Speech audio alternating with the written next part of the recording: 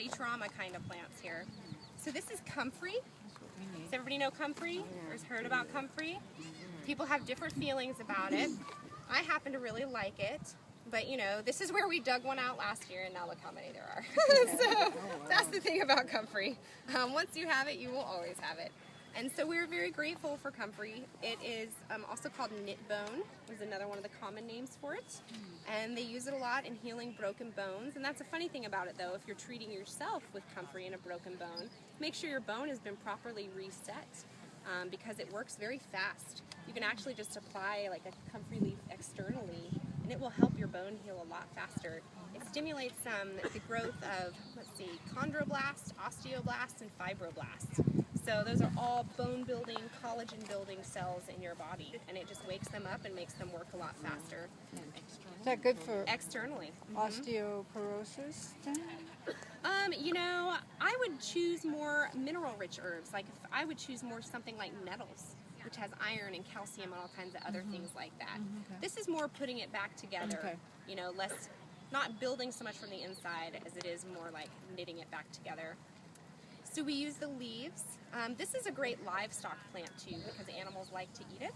And it's also what we call a living mulch. And so this is so big right now, we could just come in and chop off the leaves and either feed them to our goats, you know, or something if we had them. Chickens also eat it.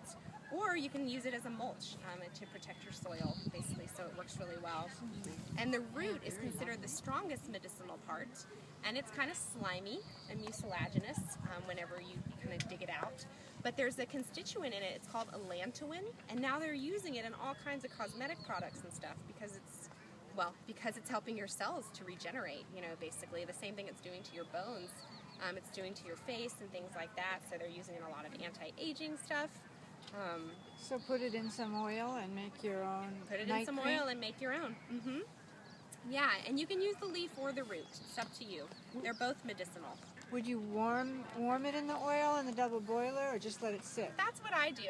Well, you can do either one. You know, if you let it sit, then it needs to sit for like 2 weeks. And then how long in the double boiler? A few hours. Much simmering, shorter. not Simmer. boiling. Exactly, not boiling. Yeah, you don't want your oil to boil because then you change it. Right. You know, you change it into a trans fat or something else. And so do you think coconut oil would be even better? I love using coconut oil. Yeah.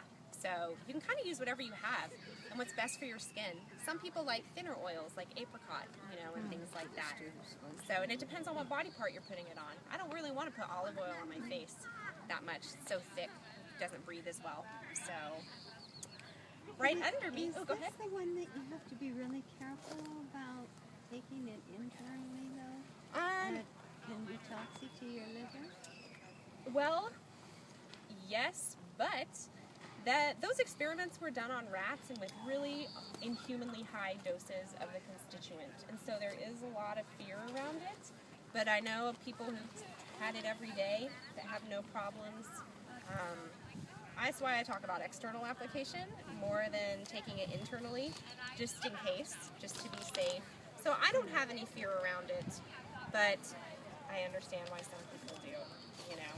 And a lot of the research just isn't always done in like the most realistic way, you know. It would be hard for a person to consume as much of that one constituent that those rats did in the experiment. It was a number of years ago. Yeah.